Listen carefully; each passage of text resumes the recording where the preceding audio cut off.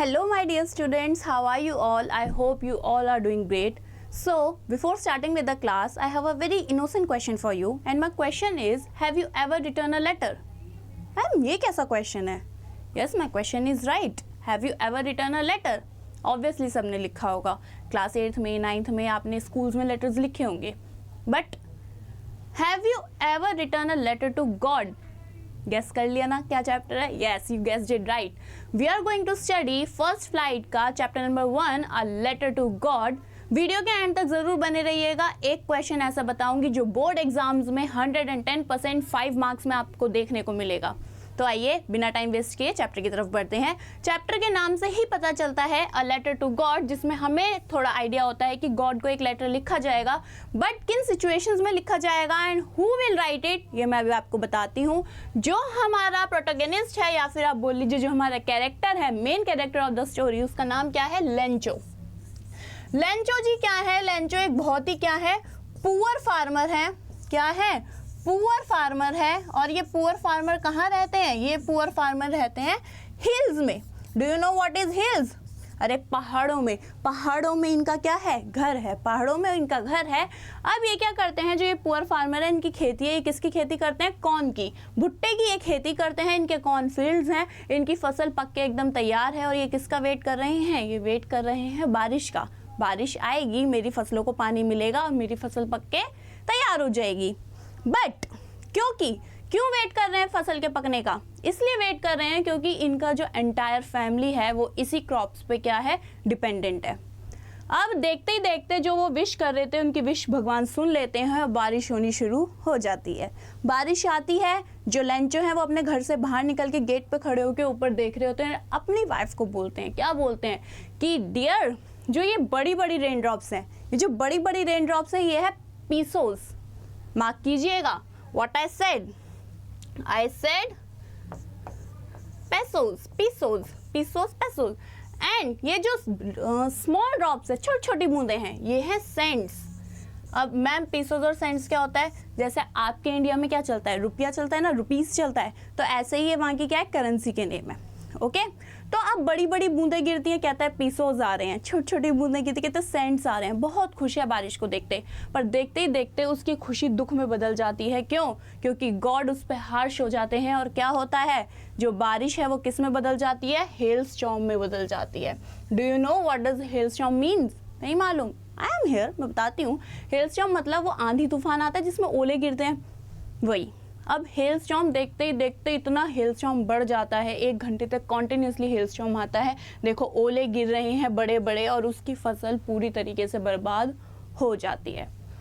अब वो कुछ नहीं कर सकता, अपने घर की विंडो से बाहर अपनी फसल को खराब होते हुए देख रहा है. उसके बाद जब हेल स्टॉर्म रुक जाता है 1 घंटे बाद, तो बस वो यही सोच रहा होता है कि अब जब ये रुकेगा तब मैं बाहर जाऊंगा और देखूंगा कि एक्चुअल में मेरी फसल कितनी खराब हुई है. उसे पता था पूरे साल अब मेरी फैमिली क्या करेगी, फूड स्कार्सिटी को फेस करेगी, क्योंकि मैंने आपको बताया था स्टार्टिंग में, क्योंकि उसकी पूरी फैमिली डिपेंडेंट थी उसी क्रॉप्स पे. अब क्या होता है कि वो जब हेल स्टॉर्म 1 घंटे बाद रुक जाता है, वो जाके अपने फील्ड्स में खड़ा होता है. जब अपने फील्ड में खड़ा होता है तो वो चारों तरफ देखता है, कुछ भी नहीं बचता. सिर्फ बचता है तो लेंचो का फेथ, लेंचो का अनशेकन फेथ.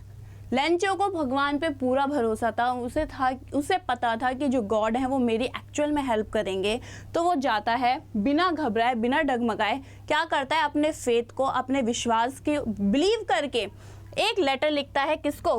गॉड को वो एक लेटर लिखता है. और लेटर में क्या करता है, वो डिमांड, किस चीज़ की डिमांड करता है बच्चों? वो लेटर में डिमांड करता है 100 पीसोस की.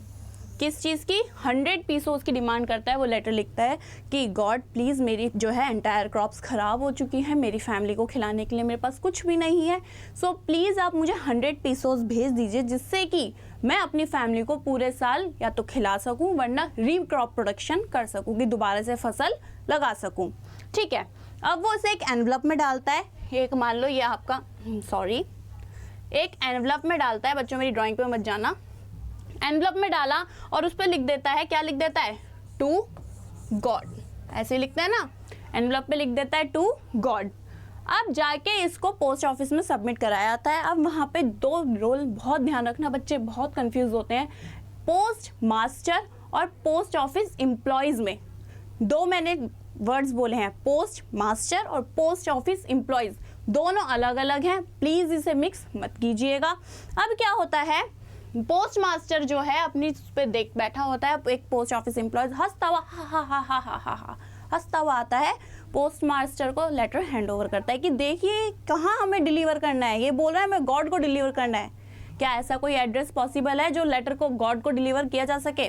पहले तो पोस्ट मास्टर खुद उसे पढ़कर हंसता है, बट फिर उसे रियलाइज होता है कि किसी का फेथ इस लेटर से जुड़ा हुआ है और हम उस फेथ को टूटने नहीं दे सकते। तो पोस्ट मास्टर क्या करता है, अपने कलीग से और अपनी सैलरी का कुछ पार्ट निकाल के पैसे कलेक्ट करता है और कितने पीसोस भेजता है उसके लिए, 70 पीसोस। वो कितने पीसोस कलेक्ट कर लेता है, 70 पीसोस कलेक्ट कर लेता है। अब ध्यान रखना, डिमांड कितने की थी, 100, भेजे कितने गए, 70, बीच में कितने बचे, 30। सरप्राइज दूंगी, बोला था ना सरप्राइज दूंगी, बट ये सरप्राइज नहीं है, अभी आगे सरप्राइज है। अब 30 पीसोस जो बचे वो क्या करता है कि डालता है एनवलप में, पैसे डालता है, सिग्नेचर गॉड के करता है और लेंचो के घर पे डिलीवर कर देता है। अब लेंचो के घर पे जब वो पैसे पहुंचते हैं, वो एनवलप खोलता है, काउंट करता है 70 पीसोस। मैंने तो 100 पीसोस मांगे थे, ये 70 पीसोस क्यों आए हैं? फिर उसे लगता है ये जो पोस्ट ऑफिस एम्प्लॉयज है ना, पोस्ट ऑफिस एम्प्लॉयज, इन्होंने मेरे पैसे चुरा लिए हैं। अब वो क्या करता है, उसे लगता है कि ये सारे चोर हैं, तो वो दोबारा से एक लेटर लिखता है, किसको, गॉड को लेटर लिखता है, जिसमें वो रिक्वेस्ट करता है कि भाई जो आपने मुझे पैसे भेजे वो मुझे पूरी तरीके से नहीं मिले, कंप्लीट अमाउंट नहीं मिला, तो प्लीज़ आप मुझे 30 पीसोस और भेज दीजिए, क्योंकि मैंने डिमांड किसकी करी थी आपसे, 100 पीसोस की करी थी। लेटर लिखता है फटाफट और उसमें एक चीज़ और लिखता है कि अब आप मुझे जो पैसे भेजेंगे प्लीज़ वो पोस्ट के थ्रू मत भेजिएगा, वो मुझे डायरेक्टली दीजिएगा। समझे? देख लो कितना इनोसेंट है लेंचो, साफ मेंशन कर दिया कि पोस्ट के थ्रू मत भेजिएगा, मुझे डायरेक्टली दीजिएगा, क्योंकि उन्होंने पहले ही मेरे पैसे ऑलरेडी चुरा लिए हैं। अब वो इसे जाके क्या कर देता है, सबमिट कर देता है। अब आप ये बात देखो कि जो 30 पीसोस थे, 30 पीसोस जब उसने लगा कि उन्होंने चुरा लिए, तो लेंचो ने एक बात कही थी, वो बात मैंने आपको अब बताऊंगी, जो मैंने सरप्राइज की बात की थी ना स्टार्टिंग में। वो बात क्या कही थी कि उसने पोस्ट ऑफिस एम्प्लॉइज को बोला था a bunch of crooks, a bunch of crooks. Do you know what is a bunch of crooks means? चोरों की टोली या फिर लुटेरों की टोली। अब उसने ऐसा क्यों बोला, उन्हें लुटेरों की टोली क्यों बोला? क्योंकि उसका मानना ये था कि वो चोर हैं और उन्होंने ही मेरे पैसे चुराए हैं। बच्चों ये वर्ड याद रखना, a bunch of crook. Exam में, बोर्ड एग्जाम में लॉन्ग क्वेश्चन में ज़रूर आएगा लिखा हुआ, why does Lencho called the post office employees a bunch of crook. I hope आपको ये चैप्टर बहुत अच्छे से समझ आया होगा। आपसे मिलती हूँ अपनी नेक्स्ट वीडियो में, तब तक के लिए bye bye and thank you.